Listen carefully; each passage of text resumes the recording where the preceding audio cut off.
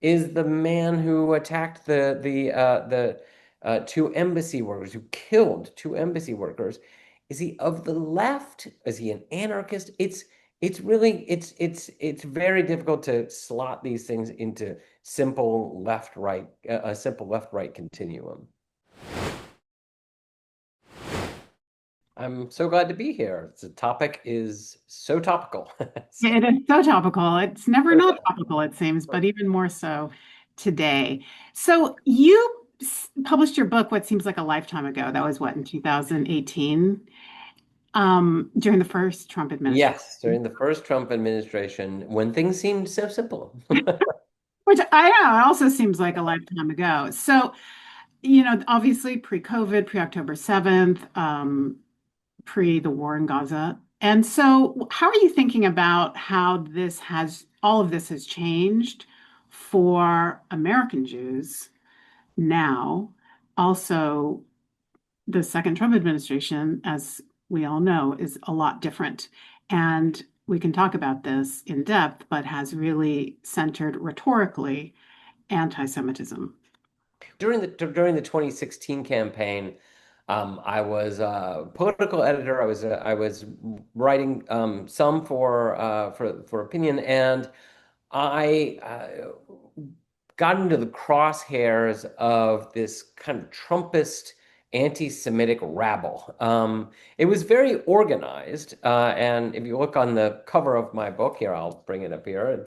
The reason I have those three parentheses around the word Semitism is because there was an organized effort, equipped with technology, to identify Jews, especially Jewish journalists, to just swarm online. And I was one of the most swarmed journalists. I would just be attacked all the time.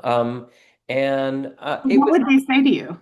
it was like sending me pictures of my face superimposed over a Holocaust image of somebody in a concentration camp, or somebody kneeling over in front of his grave with a Nazi gunman behind him shooting his brains out, things like that. A lot of Trump rhetoric. I remember, there was one image that was sent to me often of Trump in Nazi garb pressing the button on a gas chamber, or "Make America Great" symbol leading into Auschwitz.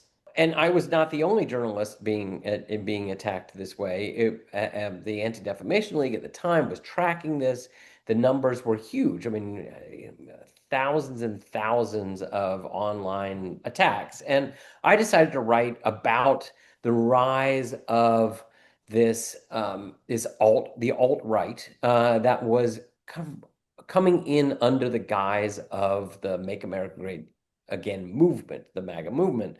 And at that time, the issue was always about right-wing anti-Semitism and right-wing intolerance. I mean, and I talked in the book a lot about how anti-Semitism and racism and homophobia and Islamophobia, all these things are very much connected. And as I said, it was a simpler time. The book was finished just after the bloody march by anti-Semites in Charlottesville, Virginia.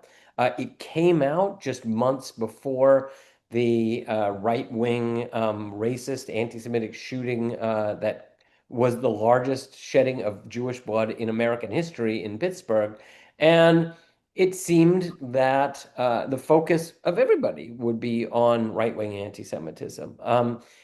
In the book, I did pay some attention to the rise of kind of the pro-Palestinian, anti-Zionist strain of anti-Semitism in Europe, but it really wasn't much present in the United States yet. And that's where the complexity arises, because Jews now have it coming from both sides, from all sides, and But even more complicated, even more difficult is the notion that Donald Trump and the Trump administration is carrying on much of their anti-democratic, anti-higher education, anti-immigration agenda under the guise of battling anti-Semitism. And that's where I think Jews find themselves in an extraordinarily difficult position.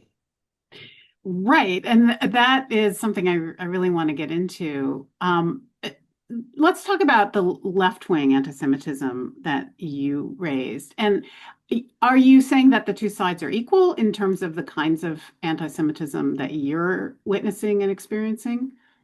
I mean, no, I wouldn't say that. I mean, look, I don't want to downplay left-wing anti-Semitism. I mean, and it's it's difficult. At some point, I remember during the book tour for Semitism in 2018, I was in Orlando, Florida, and a woman who I talked came up and talked to me. She was a threat analyst, and she talked about the threat matrix. She said, you're right to focus on right-wing anti-Semitism, right-wing bigotry, because at this moment they're the ones with the guns. They're the violent anti-Semitism and violent bigotry was so prevalent during that first Trump administration.